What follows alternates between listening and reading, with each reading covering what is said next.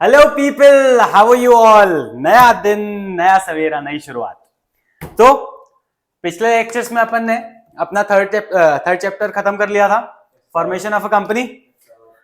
एक बार घर जाकर रीड किया क्या? हाँ, बढ़िया से। तुमने किया रोहित? चलो, बाकी सबने भी किया है ना अपना। एंड आई होप आप लोग भी घर पे अपनी प्रैक्टिस कर रहे हैं, अपना रिवीजन कर रहे हैं और अपने हैंड रिटन नोट्स अपने साथ साथ बनाते हुए चल रहे हैं। ठीक है, तो पिछले चैप्टर में हमने देख लिया था कि भाई सबसे पहले हमने अपना खत्म किया जॉइंट स्टॉक कंपनी, फिर हमने फॉर्मेशन ऑफ अ कंपनी देखा। जॉइंट स्टॉक कंपनी में देखा कि भाई कंपनी क्या होती है। ठीक है, फिर उसके बाद हमने हमारे जो थर्ड चैप्टर था फॉर्मेशन ऑफ अ कंपनी में, उसमें हमने देखा कि कंपनी बनती कैसे है ना। फिर अब हम जो अपना नया चैप्टर स्टार्ट करने वाले हैं, which is our fourth chapter, है ना, जो कि है documents related to formation of a company. Company क्या होती है देख लिया, कंपनी कैसे बनती है देख लिया। अब इसमें जो जो इंपॉर्टेंट डॉक्यूमेंट्स होते हैं आज हम वो देखेंगे। बेसिकली ना, हम मेजरली 3 डॉक्यूमेंट्स के बारे में बात करने वाले हैं जो बहुत इंपॉर्टेंट होते हैं हर कंपनी को फॉर्म करने के लिए। ठीक है, तो पहला जो डॉक्यूमेंट है that is memorandum of association. The second one is the secondary document, कहते हैं जो सेकेंड मोस्ट इंपॉर्टेंट डॉक्यूमेंट होता है, that is articles of association. And third document जो बहुत जरूरी है किसी भी पब्लिक कंपनी के एस्पेक्ट से हम देखें तो वो क्या होता है, प्रोस्पेक्टस। ठीक है, आज हम लोग हमारे इस लेक्चर में सिर्फ मेमोरेंडम ऑफ एसोसिएशन की बात करेंगे और अगले लेक्चर में हम लोग हमारा चैप्टर खत्म करेंगे आर्टिकल्स ऑफ एसोसिएशन और प्रोस्पेक्टस पढ़ के। ठीक है, समझ में आ रहा है? देखो ये नोट्स बनाते हुए चलो यार, मैं किसी भी दिन तुम लोगों की कॉपी देख लूंगा एंड मेरे को नोट्स मिलने चाहिए, क्योंकि you really have to develop this habit of writing, है ना। करें, शुरू करें। तो सबसे पहला हमारा क्या टॉपिक है आज का? Memorandum of association. रोहित ध्यान दे बेटा। भैया मेमोरेंडम ऑफ एसोसिएशन एमओए क्या होता है? It is a primary document, सबसे इंपॉर्टेंट डॉक्यूमेंट है, which states the purpose of the company, कि भैया कंपनी किस वजह से हम फॉर्म कर रहे हैं। ठीक है, उसके बाद क्या क्या इसका और क्या डिस्क्राइब करता है हमारा मेमोरेंडम, कि क्या क्या रेंज होंगी हमारी कंपनी की एक्टिविटीज की, हम किन किन सेक्टर्स में काम करेंगे या क्या काम करेंगे, कंपनी का कौन कौन से जो एक्टिविटीज हैं उनको अंडरटेक करेंगे हम। ठीक है, ये सारी चीजें जो होती हैं ये सब हमारे मेमोरेंडम में लिखी हुई होती है। धीरे धीरे आगे थोड़ा थोड़ा करके समझेंगे कि ये मेमोरेंडम एक्चुअली होता क्या है। ठीक है भाई, डेफिनेशन क्या कहती है? बेसिकली 2 डेफिनेशंस हैं। पहली हमारे कंपनीज एक्ट के हिसाब से कि मेमोरेंडम क्या होता है, और दूसरी लॉर्ड केन्स ने एक डेफिनेशन दी थी। तो पहले हम देखते हैं हमारे कंपनीज एक्ट में क्या है। Section 2 subsection 56 of the companies act says memorandum means memorandum of association. यानी कहीं पे भी अगर मेमोरेंडम बोला गया है उसका मतलब है मेमोरेंडम ऑफ एसोसिएशन, मतलब मेमोरेंडम ऑफ एसोसिएशन को मेमोरेंडम भी कहते हैं। ठीक है, अब ये क्या है, ये ओरिजिनली फ्रेम्ड है ये डॉक्यूमेंट, और इसको अल्टर भी किया जा सकता है टाइम और रिक्वायरमेंट के हिसाब से, है ना। अब हमारे लॉर्ड केन्स जो थे उन्होंने एक डेफिनेशन दी। उन्होंने मेमोरेंडम के बारे में क्या कहा? Memorandum of association is a charter which defines the limitation of powers of the company. Charter यानी बेसिकली लॉज। ठीक है, तो हमारी कंपनी के क्या लिमिटेशंस हैं ये सारा जो डिफाइन किया किसने किया? लॉर्ड केन ने किया। Memorandum of association is the constitution of our company, यानी कि संविधान है ये हमारी कंपनी का। इसमें लिखा होगा कि हमारी कंपनी के जो प्रमोटर्स हैं वो कौन होंगे। ठीक है, उसके अलावा हमारी कंपनी कहां पे क्या काम करने वाली है, हमारे ऑब्जेक्टिव्स क्या होंगे, ये सारी चीजें कहां लिखी होंगी? ये हमारे मेमोरेंडम में होंगी। Memorandum of the association states the power of the company, ठीक है। उसके बाद क्या कर सकती है हमारी कंपनी, क्या नहीं कर सकती है, ठीक है, क्या क्या एक्टिविटीज परफॉर्म करेगी परसुएंट टू कंपनीज एक्ट, क्या क्या नहीं करेगी, ये सारी चीजें हमारे मेमोरेंडम में लिखी हुई होती हैं। अब आगे बढ़ते हैं, एक बार इनके फीचर्स देखते हैं कि फीचर्स क्या है मेमोरेंडम के।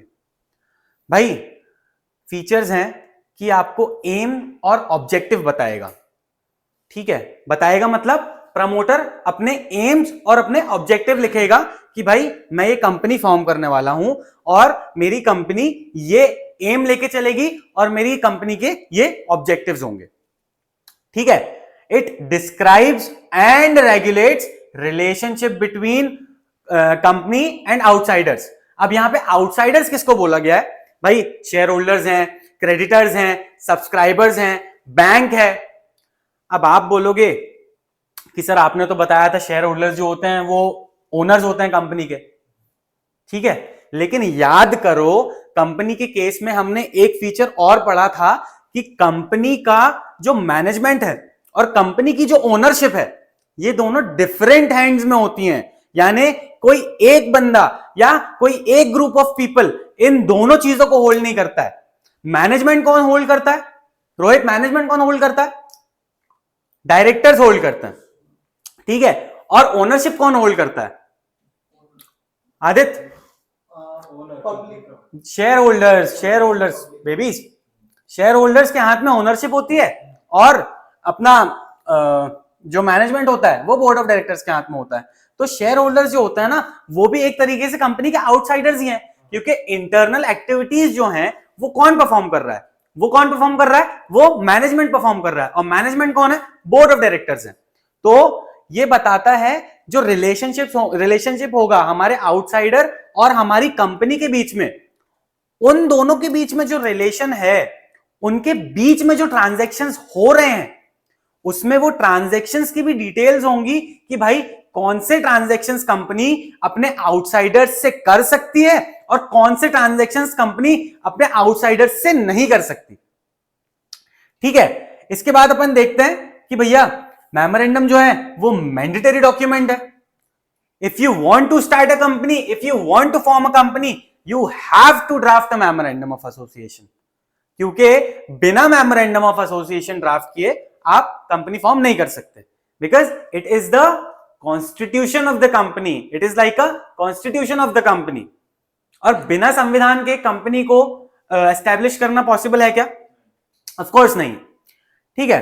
It needs to be sign by companies के हिसाब से, यानी अगर हम पब्लिक कंपनी बना रहे हैं तो उसमें मिनिमम कितने मेंबर्स की रिक्वायरमेंट होती है एक पब्लिक कंपनी में, 7, ठीक है। अब पब्लिक कंपनी बना रहे हैं तो memorandum has to be sign by 7 promoters, ठीक है। अगर प्राइवेट बना रहे हैं तो it has to be sign by 2 promoters. अगर 1 पर्सन कंपनी इनकॉर्पोरेट कर रहे हैं तो it has to be sign by 1 person और 1 प्रमोटर, ठीक है।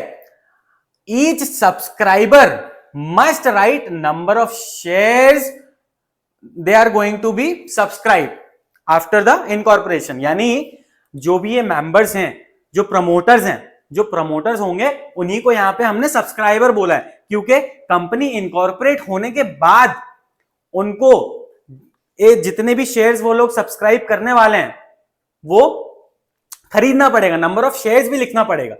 मतलब कंपनी अभी इनकॉर्पोरेट नहीं हुई है, कंपनी को इनकॉर्पोरेट कौन कर रहा है, कंपनी को इनकॉर्पोरेट कर रहे हैं प्रमोटर्स, और प्रमोटर्स ही बन जाते हैं सब्सक्राइबर्स ऑफ द शेयर, क्योंकि जब कंपनी इनकॉर्पोरेट हो जाएगी तब इन्हीं प्रमोटर्स को जितना भी इन्होंने शेयर सब्सक्राइब किया है वो लिखना पड़ेगा मेमोरेंडम में, और जितना भी शेयर इन्होंने लिखा है अपने नाम के आगे वो इनको सब्सक्राइब करना पड़ेगा, यानी वो इनको लेना पड़ेगा, ठीक है।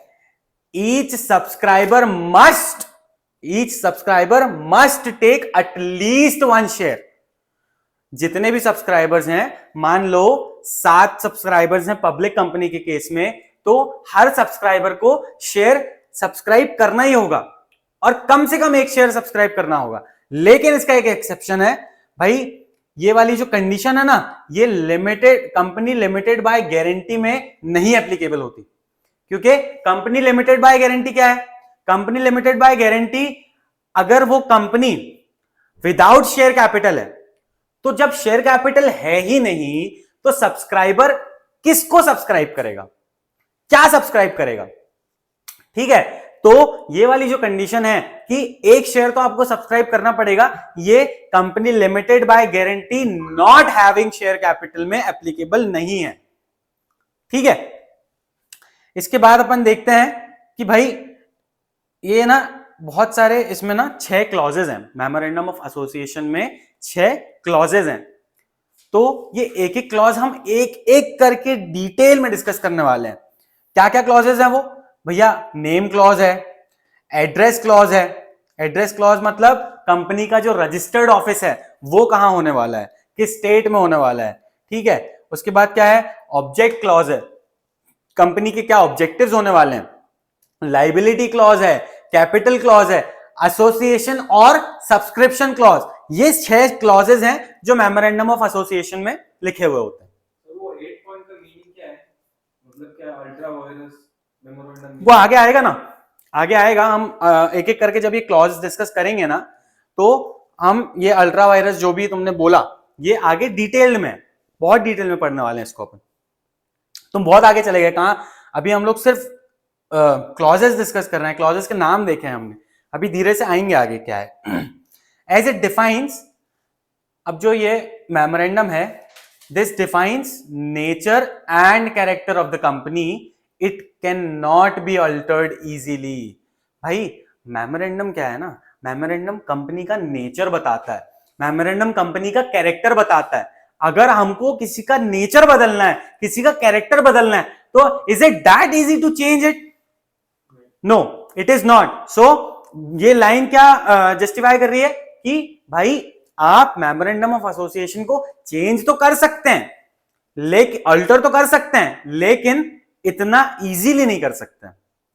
ठीक है, the specific rules and regulations are given in the act to alter the MOA. यानी कुछ स्पेसिफिक रूल्स दिए गए हैं, कुछ स्पेसिफिक रेगुलेशंस बनाई गई हैं under the act. Under the act, which act? Companies act 2013 के अंदर पे कुछ स्पेसिफिक रूल्स और रेगुलेशंस बनाए गए हैं हमारे मेमोरेंडम ऑफ एसोसिएशन को ऑल्टर करने के लिए। आगे देखेंगे हम वो कौन कौन से रूल्स हैं, कौन कौन से रेगुलेशंस हैं, कैसे ऑल्टर कर सकते हैं हम हमारे मेमोरेंडम को। ठीक है, it cannot contain anything contrary to the provision of the act। अब ये पॉइंट क्या कह रहा है? आपके मेमोरेंडम में ऐसी कोई चीज नहीं होना चाहिए which is contrary to the companies act।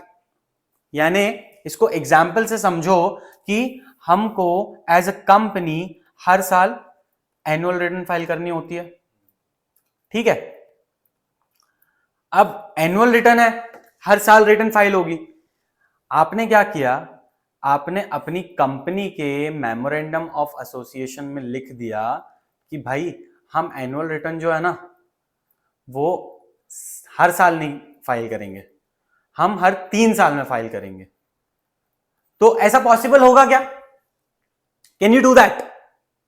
Tell me, can you do that? Yes, you can not do that. Why? क्योंकि आपको आपके एक्ट ने बताया है कि भाई आपको एनुअल रिटर्न फाइल करना है और फाइल करना है, इसीलिए तो उसका नाम एनुअल है ना, एनुअल रिटर्न। एनुअल रिटर्न मतलब क्या? हर साल आपको रिटर्न फाइल करनी है। तो आप ऐसा नहीं कर सकते, आप अपने मेमोरेंडम में ये नहीं लिख सकते कि भाई हम एनुअल रिटर्न्स हर साल नहीं पे करेंगे, हम हर 3 साल में करेंगे या हर 2 साल में करेंगे। It is not going to happen. ठीक है, फिर इसके बाद देखो, ये जो तुमने पॉइंट पूछा था ये आया है, any act done by the company beyond it's power is ultra virus. इसको अभी ऐसे समझो कि कंपनी के जितने जो भी पावर्स हैं, अगर कंपनी अपने पावर्स से ज्यादा, पावर्स के ऊपर अगर कोई डिसीजन लेती है, पावर्स के ऊपर कोई एक्टिविटी करती है, तो वो एक्टिविटी नल एंड वॉइड हो जाती है। उस एक्टिविटी को हम अल्ट्रा वायरस कहते हैं। यानी कंपनी के जितने भी पावर्स हैं वो उसके पावर्स तक ही एक्ट कर सकती है, उसके पावर्स के एक्सटेंड तक ही कोई एक्टिविटी कर सकती है। ठीक है, मैं आगे इसको जब समझाऊंगा, हमारा ये पूरा एक टॉपिक जब आएगा अल्ट्रा वायरस का, तो मैं एग्जांपल्स के साथ समझाऊंगा आपको ज्यादा क्लैरिटी आएगी इसमें। ठीक है, अब क्या है भाई, मेमोरेंडम जो है हमारा पब्लिक डॉक्यूमेंट है ना। Anyone interested in entering into a contract with a company shall have knowledge of the content of memorandum of association। यानी जिस किसी को भी अगर कंपनी के साथ कोई कॉन्ट्रैक्ट करना है, अब हमारा जो एमओए है वो क्या है, वो पब्लिक डॉक्यूमेंट है।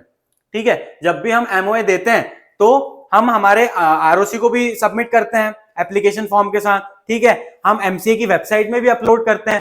तो हमारा जो डॉक्यूमेंट है ये पब्लिक डॉक्यूमेंट है, ये सबके पास होता है, यानी अगर कोई देखना चाहे इसे तो ये इजीली इसको मिल सकता है। तो जब भी कोई बंदा कंपनी के साथ कोई कॉन्ट्रैक्ट साइन करना चाहता है या कोई कॉन्ट्रैक्ट करना चाहता है, तो he will have to be acquainted with all the content given in memorandum of association.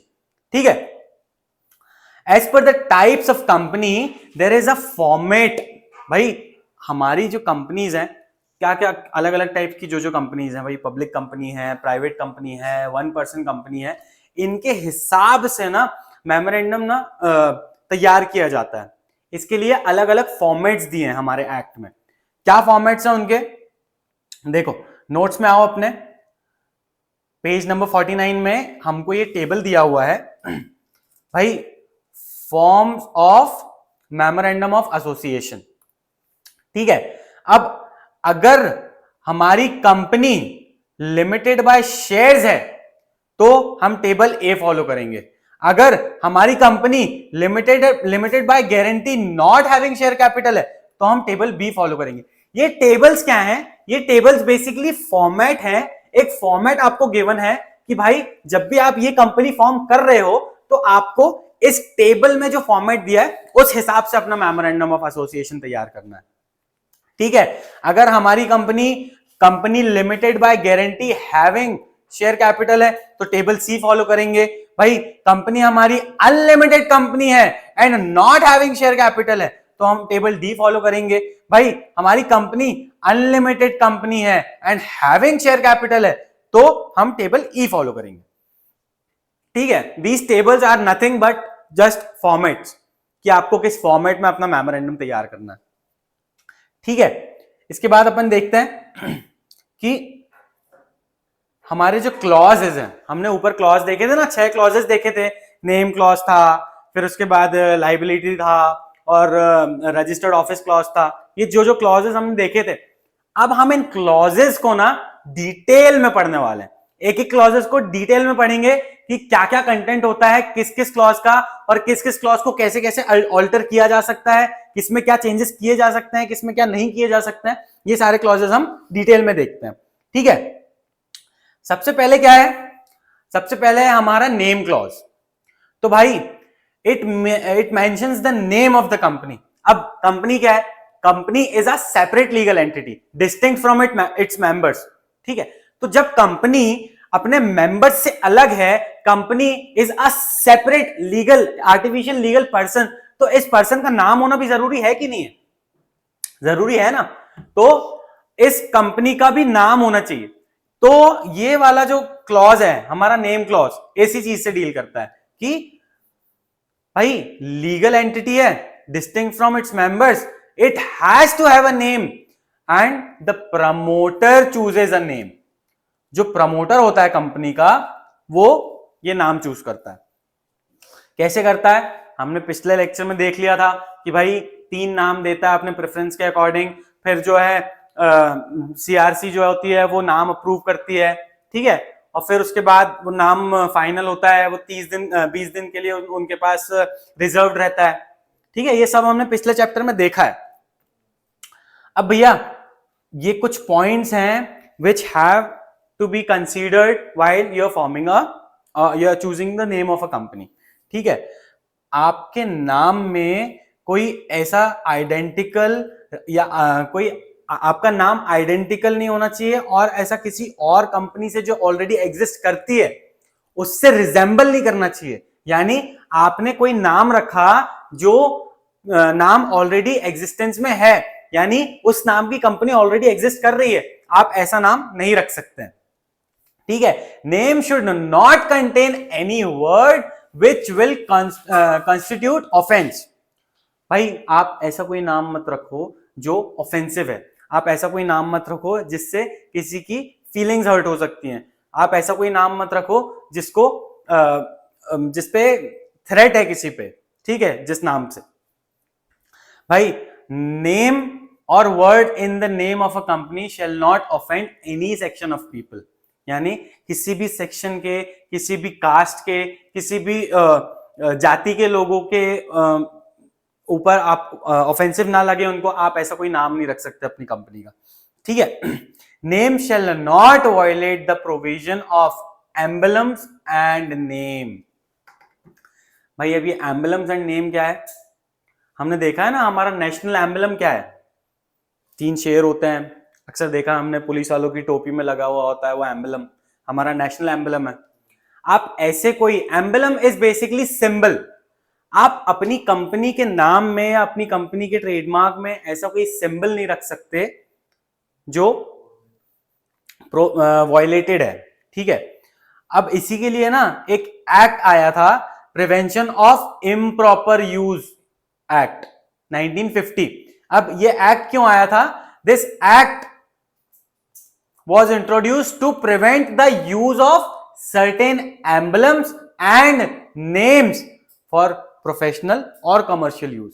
मतलब आप अपने प्रोफेशनल या फिर कमर्शियल यूज के लिए कुछ सर्टेन एम्बलम्स हैं, कुछ सर्टेन सिंबल्स हैं जिनको आप इस्तेमाल नहीं कर सकते हैं, इसीलिए ये एक्ट लाया गया था। ऑल्दो ये आपके कोर्स की बात नहीं है, ये आउट ऑफ योर सिलेबस था, क्योंकि आपके कोर्स में सिर्फ ये एक्ट का नाम दिया है, आपको सिर्फ ये नाम याद रखना है इफ नीड बी, और आपसे ये नहीं पूछा जाएगा कि ये एक्ट क्यों इंट्रोड्यूस हुआ था। ठीक है, अब अपना नेक्स्ट पॉइंट क्या है? It shall not resemble any registered trademark. भाई किसी कंपनी का ऑलरेडी ट्रेडमार्क है, मान लो मैंने कोई जूते की कंपनी खोली और उसका नाम रख दिया बाइकी और उसको ये वाला साइन दे दिया, भाई तो मेरा है, मैंने अपनी अपनी कंपनी का नाम बाइकी रखा है, बताओ मैं रख सकता हूं क्या ऐसा? मेरा क्या है, मेरा सिंबल मैंने ऐसे सिंबल बना दिया, क्या राइट में कोई टिक में कोई किसी का ट्रेडमार्क थोड़ी हो सकता है? लेकिन नहीं, आप ऐसा नहीं कर सकते। सर आपने बोला सर क्या सर बच्चा समझ रहे हो क्या सर, कुछ भी बात कर रहे हो, ये नाइकी का सिंबल है, आप इसको नहीं कॉपी कर सकते। एग्जैक्टली तो आपका ट्रेडमार्क या फिर आपके नाम में ऐसी कोई चीज नहीं होना चाहिए जो किसी के ट्रेडमार्क से रिजेंबल कर रही हो। ठीक है, it shall not contain any word that gives impression that the company is in association with government. भाई आपने ऐसा कोई नाम रख लिया कि सामने वाला उससे डिसीव हो रहा है, सामने वाले को लग रहा है कि भाई ये कंपनी जो है ना, ये प्राइवेट ऑर्गेनाइजेशन नहीं है या जो भी, ये गवर्नमेंट से एफिलिएटेड कंपनी है, या ये गवर्नमेंट की एसोसिएट कंपनी है, या ये गवर्नमेंट की ऐसी कंपनी है जिसका गवर्नमेंट में इसका कंट्रोल है। तो आप ऐसा कोई नाम नहीं रख सकते। ठीक है, अब भाई पब्लिक कंपनी अगर आप फॉर्म कर रहे हैं तो आपके नाम के आगे सफिक्स में लिमिटेड लगा होना चाहिए। अगर आप प्राइवेट कर रहे हैं तो आपके नाम के आगे प्राइवेट लिमिटेड लगा होना चाहिए। जैसे भाई टाटा कंपनी है, Tata is a public company, तो उसके आगे लिखते हैं ना हम टाटा पीवीटी लिमिटेड। वहीं पे अगर हम देखें सॉरी टाटा लिमिटेड, लिमिटेड है ना, पब्लिक है तो पब्लिक के सामने लिमिटेड लगाते हैं। वहीं अगर हम देखें रिलायंस की बात करें तो Reliance is a private company, my bad, Reliance is not a private company.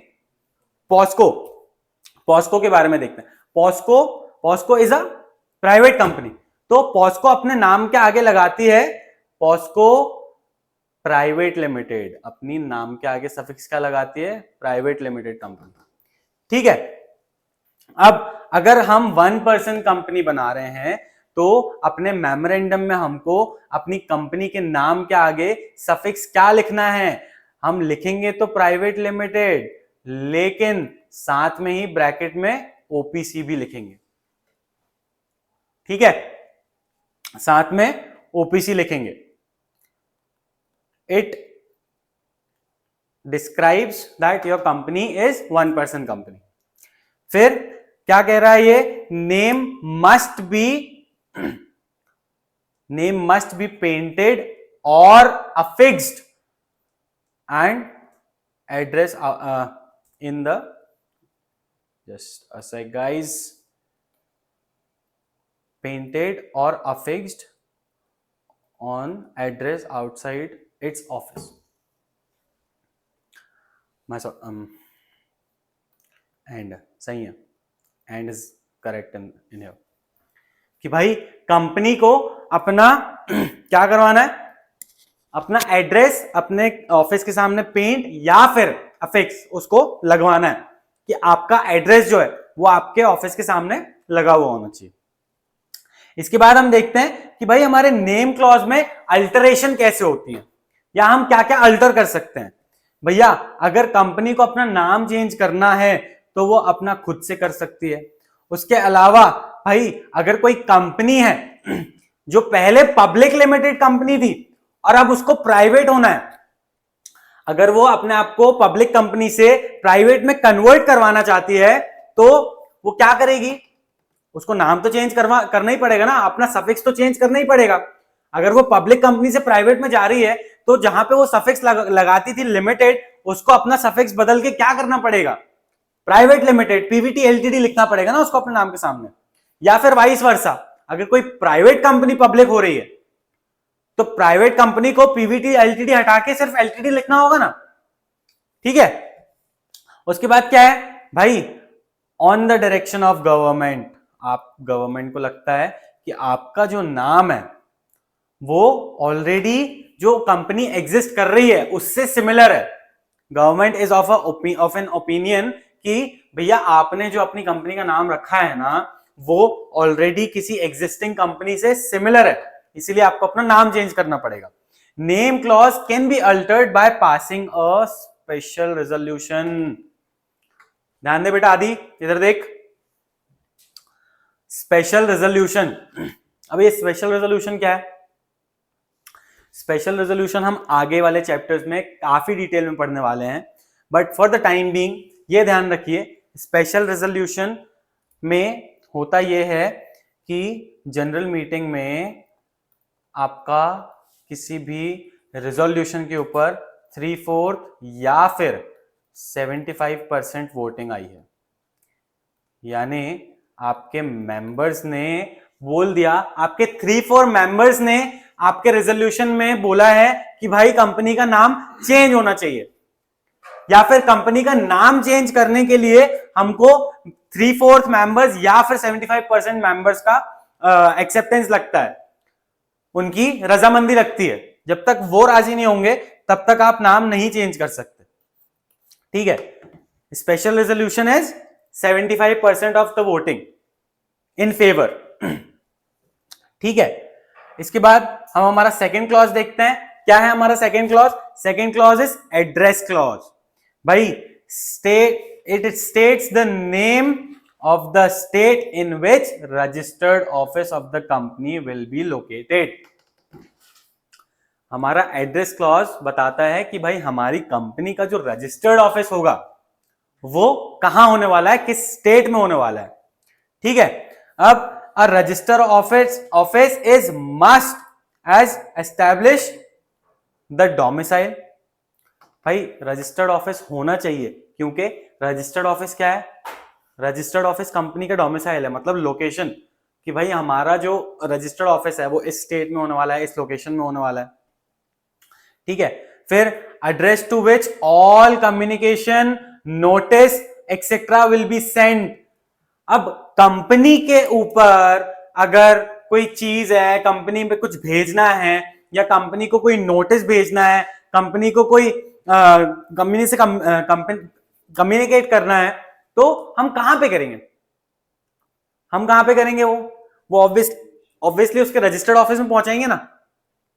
तो हाँ, इसलिए ये हमारा रजिस्टर्ड ऑफिस मेमोरेंडम में लिखा जाता है।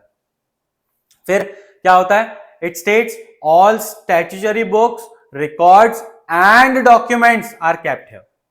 यानी हमारे जो भी स्टैट्यूटरी बुक्स हैं, जो भी रिकॉर्ड्स हैं, ठीक है, जो भी डॉक्यूमेंट्स हैं जो हमको मेंटेन करना है, वो कहां होता है? वो हमारे रजिस्टर्ड ऑफिस में रखा हुआ होता है। फिर it indicates the jurisdiction of the court where cases can be filed by the company। यानी अब कंपनी किस jurisdiction में आती है? कंपनी को अगर किसी पे केस फाइल करना है तो वो कहां जाके केस फाइल करेगी? रजिस्टर्ड ऑफिस होना इसीलिए जरूरी है कि भाई कल को मेरे साथ, मेरी कंपनी के साथ कोई फ्रॉड हुआ है तो कंपनी जो केस फाइल करेगी वो कहां पे करेगी? वो वहां पे करेगी जहां पे भी उसका रजिस्टर्ड ऑफिस लोकेटेड है। मान लीजिए महाराष्ट्र स्टेट में मेरा रजिस्टर्ड ऑफिस, मैंने एक कंपनी फॉर्म की है, मेरा रजिस्टर्ड ऑफिस पुणे में, तो मेरे रजिस्टर्ड ऑफिस की प्लेस, मेरी कंपनी का जुरिस्डिक्शन कहां पे आता है? पुणे में आता है। तो अगर मेरी कंपनी के साथ कोई मिसकंडक्ट हुआ है, कोई फ्रॉड हुआ है, तो मैं कहां पे कंप्लेन करूंगा? मैं पुणे में कंप्लेन करूंगा, क्योंकि मेरा जुरिस्डिक्शन कहां का है? पुणे का है। ठीक है, just a second guys, I'll have to charge my laptop. Let me connect the charger. Don't go anywhere.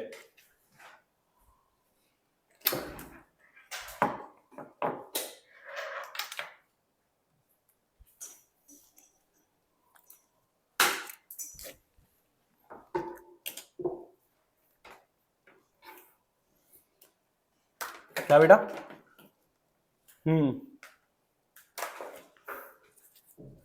होगा ना, वो भी आगे है ना, आने वाला है। हाँ चलो, अब भाई हमारे एड्रेस क्लॉज में ऑल्टरेशन कैसे हो सकते हैं? क्या क्या ऑल्टरेशन हो सकते हैं? कंपनी में change its register office from one place to another place within the same city.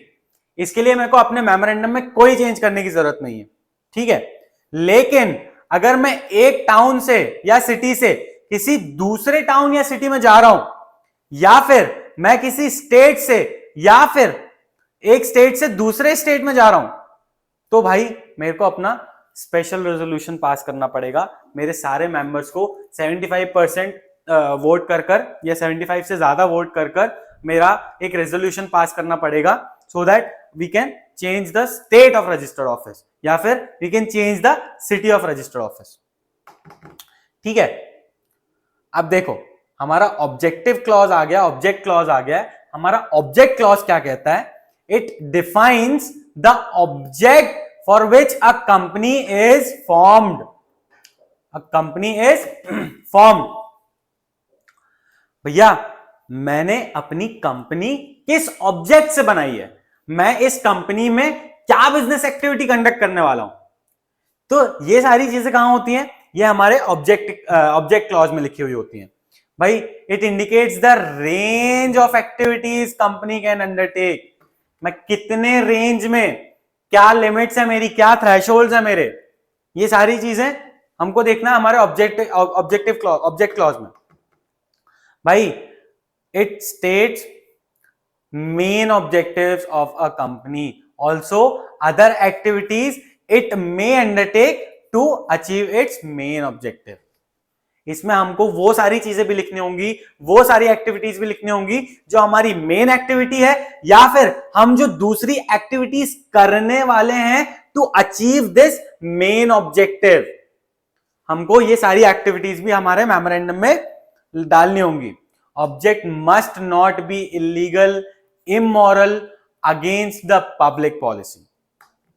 ठीक है, company can not do anything beyond the scope of its object. भैया मेरा जो ऑब्जेक्ट है, मैं अपने ऑब्जेक्ट के बियॉन्ड जाकर कुछ नहीं कर सकती। ठीक है, it can do anything related to और कॉन्सिक्वेंट अपॉन द ऑब्जेक्ट्स। इसका मेन ऑब्जेक्ट जो है, उस मेन ऑब्जेक्ट से रिलेटेड कोई एक्टिविटी अगर ये कर रही है तो वो कर सकती है।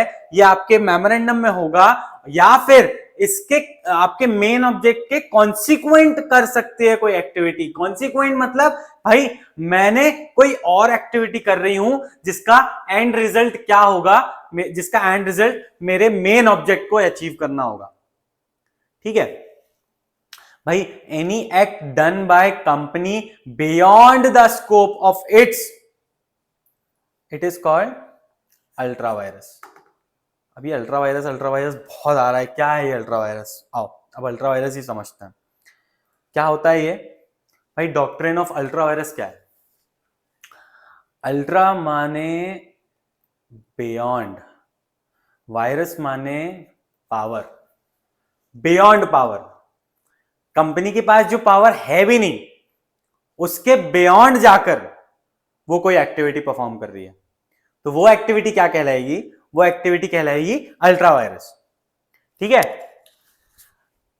भाई, beyond power, the power of powers of memorandum. अब देखो, it states that activity done by company beyond it's power void would be null and void or legally ineffective even if all the members are agreed to such act। कोई फर्क नहीं पड़ता अगर आपके सारे members भी इस एक्ट से अग्रीड हैं तो भी ये एक्टिविटी जो है वो नल एंड वॉइड कर दी जाएगी क्योंकि ये अल्ट्रा वायरस है। अब अल्ट्रा वायरस को आप ऐसे समझो कि भाई मेरी कंपनी की जो है, मेरी कंपनी का लिमिट है कि वो 1000 करोड़ तक का कोई कॉन्ट्रैक्ट साइन कर सकती है या फिर it can enter into a contract. कहां तक का? 1 करोड़ तक का। अब 1 करोड़ के कॉन्ट्रैक्ट में एंटर कर सकती है कंपनी, ये मेमोरेंडम में उसका लिमिट है। लेकिन कंपनी ने क्या किया? कंपनी ने 1100 करोड़ का कॉन्ट्रैक्ट साइन कर दिया। भैया ये 1100 करोड़ का कॉन्ट्रैक्ट साइन हो गया। अब ये जो कॉन्ट्रैक्ट कहलाएगा ना, ये आपका नल एंड वॉइड कहलाएगा, क्योंकि आपका जो लिमिट था, आपका जो थ्रेशोल्ड था, आपका जो पावर था, जो मेमोरेंडम में आपको दिया गया था, वो कितना था? वो 1000 करोड़ था। यानी आप सिर्फ 1000 करोड़ तक के कॉन्ट्रैक्ट में एंटर कर सकते थे। लेकिन आपने क्या किया? आप 1100 करोड़ के कॉन्ट्रैक्ट में एंटर कर गए। आपने किसी के साथ 1100 करोड़ का कॉन्ट्रैक्ट साइन कर लिया जो कि आपकी पावर में था ही नहीं।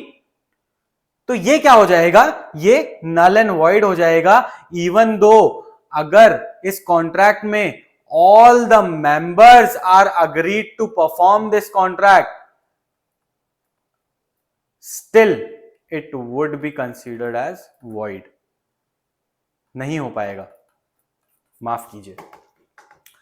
तो ये एक्टिविटी जो हुई, ये सारी जो एक्टिविटी थी, इसको हम कहते हैं अल्ट्रा वायरस एक्टिविटी। ठीक है, बढ़े आगे। अब भैया इफेक्ट क्या क्या होते हैं अल्ट्रा वायरस ट्रांजैक्शन के? कंपनी जो है कैन नॉट सू एनीबॉडी, यानी कंपनी किसी को कोर्ट में लेके नहीं जा सकती अगर कल को उसके साथ कोई फ्रॉड या मिसकंडक्ट हो जाता है।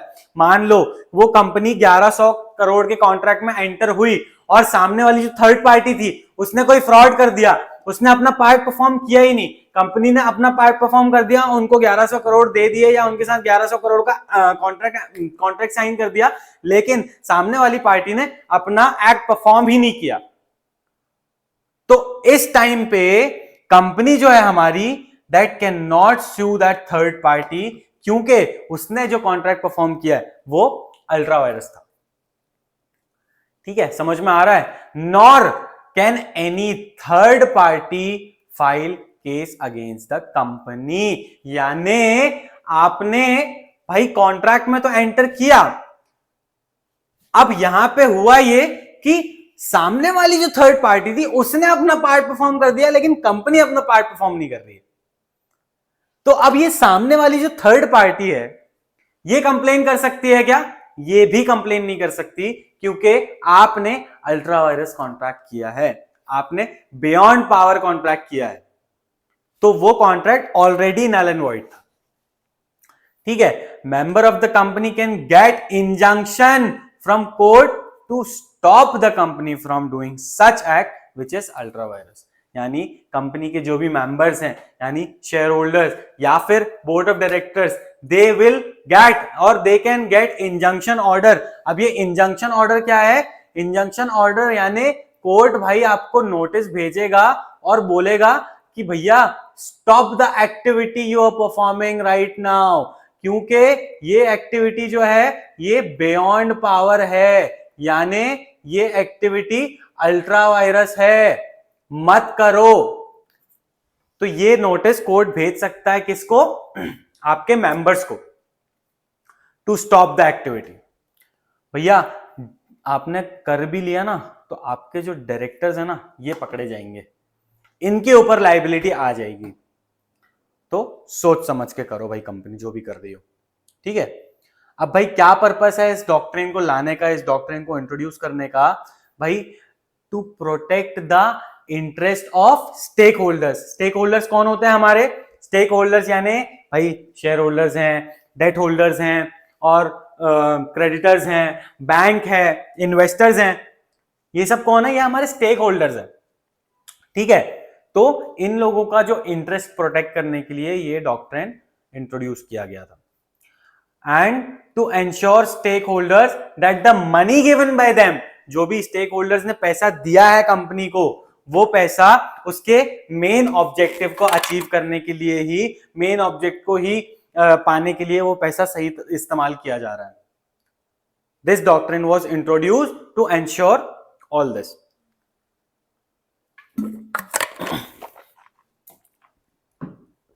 अब देखते हैं कि भाई हमारा ऑब्जेक्ट क्लॉज जो है इसको कैसे ऑल्टर कर सकते हैं हम।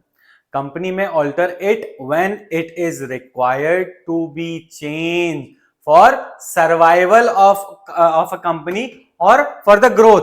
भाई हमारा जो मेन ऑब्जेक्टिव है, हमारा मेन ऑब्जेक्टिव अचीव ही नहीं हो पा रहा है और इस वजह से क्या हो रहा है ना, हमारी कंपनी नुकसान में जा रही है, हमारी कंपनी लॉस खा रही है, बेहद लॉस खा रही है, ग्रोथ ही नहीं हो रही है उसमें। तो अब कंपनी ने डिसाइड किया कि यार अब ना हमको हमारा ऑब्जेक्टिव जो है वो चेंज कर देना चाहिए, इस ऑब्जेक्टिव को चेंज करके हम ये ऑब्जेक्टिव कर लेते हैं, तो हो सकता है कि हम ऑब्जेक्टिव अचीव कर लें और हमारी कंपनी वापस से खड़ी हो जाए। इसीलिए हम हमारे ऑब्जेक्ट क्लॉज को अल्टर करते हैं टू सर्वाइव और टू ग्रो। ठीक है भाई, स्पेशल रेजोल्यूशन लगेगा आपको अपना ऑब्जेक्टिव क्लॉज चेंज करने के लिए। स्पेशल रेजोल्यूशन मैंने बताया, जनरल मीटिंग में आपको रेजोल्यूशन पास करना पड़ेगा with 75% of votes in favour. ठीक है, तो अरे तुम लोगों के साथ ऐसे ही होता है क्या? चलो अब क्या देखते हैं, अब अपना हमारा नेक्स्ट क्लॉज देखते हैं जो कि है लायबिलिटी क्लॉज। क्या कहता है हमारा liability clause? It states the extent of the liability of a member, कि किसी जो कंपनी हम फॉर्म कर रहे हैं उसमें किस एक्सटेंट तक मेंबर की लायबिलिटी है।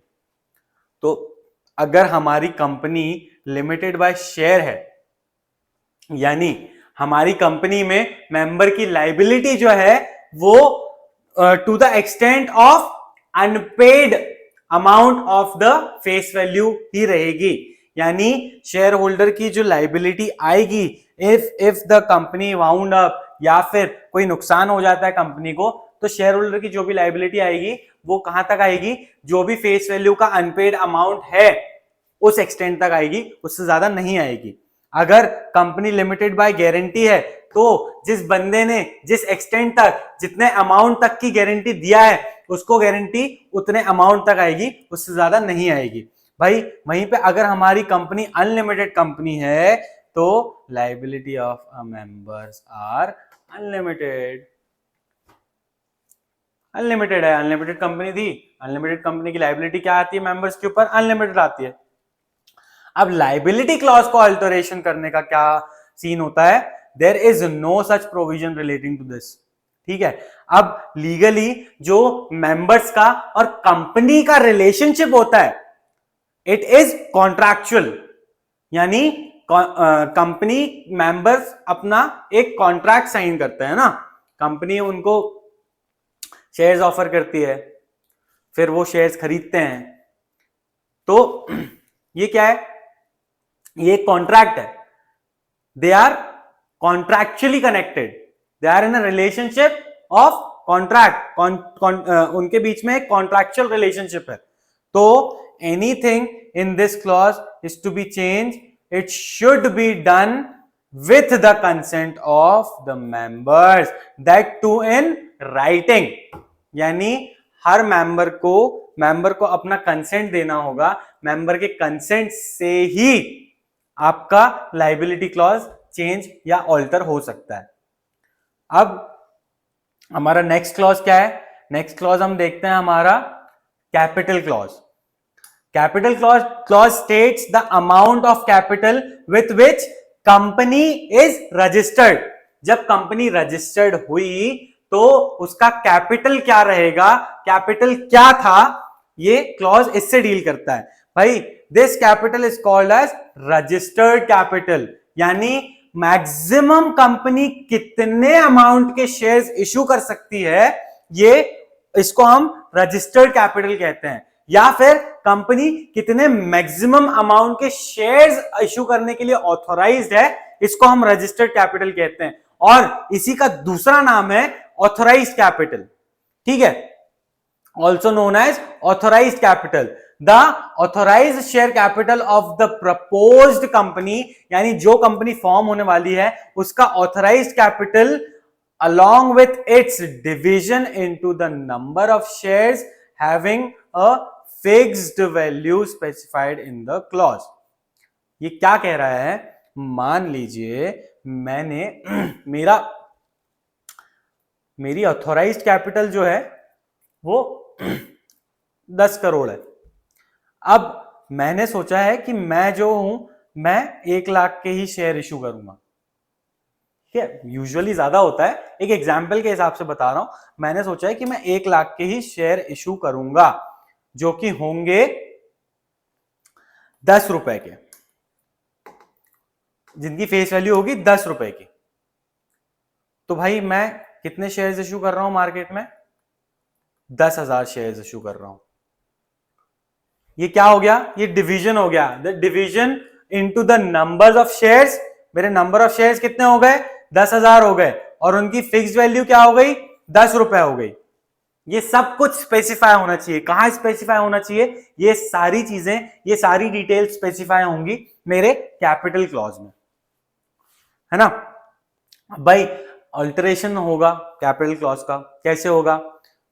मेरे कैपिटल क्लॉज का अल्टरेशन जो है वो होगा आर्टिकल्स ऑफ एसोसिएशन के थ्रू, क्योंकि मेरा कैपिटल क्लॉज का जो अल्टरेशन है वो कौन ऑथोराइज करता है? वो ऑथोराइज करता है articles of association, the alteration in the capital clause. ठीक है, रीजन क्या है? क्यों अल्टर हो सकता है? भाई हमको हमारी ऑथोराइज कैपिटल बढ़ानी है, या फिर हमको हमारे नए शेयर्स इशू करने हैं। ठीक है, तो हमारा कैपिटल क्लॉज इसीलिए ऑल्टर किया जाता है। अब हमारे ऑल्टरेशन करने के लिए कैपिटल क्लॉज को ऑर्डिनरी रेजोल्यूशन लगता है। अब ऑर्डिनरी रेजोल्यूशन क्या है? ऑर्डिनरी रेजोल्यूशन मतलब votes casted are more than, just a second, इसको ऐसे एग्जाम्पल से समझो, ज्यादा अच्छे से समझ में आएगा। ठीक है, अब मान लो मेरी कंपनी के 10 मेंबर्स हैं। ठीक है, अब इन 10 मेंबर्स में से 7 मेंबर्स ने फेवर में वोट किया और 3 मेंबर ने अगेंस्ट में वोट किया कि भाई आप अपना कैपिटल क्लॉज चेंज कर लो। इन्होंने कहा कि आप अपना कैपिटल क्लॉज नहीं चेंज कर सकते। ये क्या हो गया, ये ऑर्डिनरी रेजोल्यूशन हो गया, यानी vote casted in favour are more than vote casted against. ठीक है, इस चीज को लिख लो, ये आपको पता होना चाहिए कि स्पेशल रेजोल्यूशन क्या होता है, 3/4 of the members are voted in favour, या फिर 75% of the members are voted in favour, या फिर ऑर्डिनरी क्या होता है, ऑर्डिनरी मतलब भाई vote casted in favour are more than vote casted in against. ठीक है, तो हमको हमारा कैपिटल क्लॉज अल्टर करने के लिए ऑर्डिनरी रेजोल्यूशन पास करना पड़ता है। फिर इसके बाद हमारा 6th क्लॉज देखते हैं, क्या है हमारा 6th क्लॉज, एसोसिएशन और सब्सक्रिप्शन क्लॉज। ठीक है, सब्सक्रिप्शन क्लॉज क्या कहता है, it states that subscribers to the memorandum makes declaration that they are desirous of forming this company. भाई उन लोगों को डिक्लेरेशन देना पड़ेगा अपने मेमोरेंडम में, किसके अंदर, हमारे सब्सक्रिप्शन क्लॉज के अंदर, that they are desirous, they want to start this company, they want to start this company, वो बहुत इच्छुक हैं, वो पूरे होशो आवाज में ये कंपनी फॉर्म करना चाहते हैं, they will have to declare that and agrees to take a certain number of shares. भाई प्रमोटर जो होगा वो सब्सक्राइब करेगा और सब्सक्राइब करने के साथ साथ नाम के आगे अपने नंबर ऑफ शेयर्स भी लिखेगा कि भाई हाँ कंपनी इनकॉर्पोरेट होने के बाद मैं इतने इतने शेयर्स सब्सक्राइब करने वाला हूं। ठीक है, each subscriber has to add his name, address and occupation in the presence of at least one witness, और ये जो विटनेस होगा इस विटनेस के भी हम नाम, ऑक्यूपेशन, एड्रेस और दूसरी दी गई डिटेल्स जो होंगी वो भी हम लेंगे। ठीक है, तो ये था हमारा मेमोरेंडम ऑफ एसोसिएशन। आज हमने हमारे पूरे चैप्टर में, पूरे लेक्चर में मेमोरेंडम ऑफ एसोसिएशन पे बात की।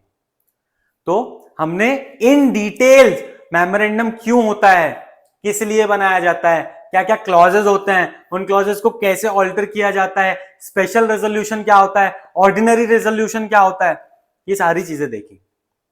ठीक है, अब हम हमारे नेक्स्ट लेक्चर में हमारा चैप्टर खत्म करेंगे, उसमें हम हमारा आर्टिकल्स ऑफ एसोसिएशन समझेंगे क्या होता है, और जो हमारा लास्ट टॉपिक होगा प्रोस्पेक्टस वो देखेंगे। Till then peace out, love you all.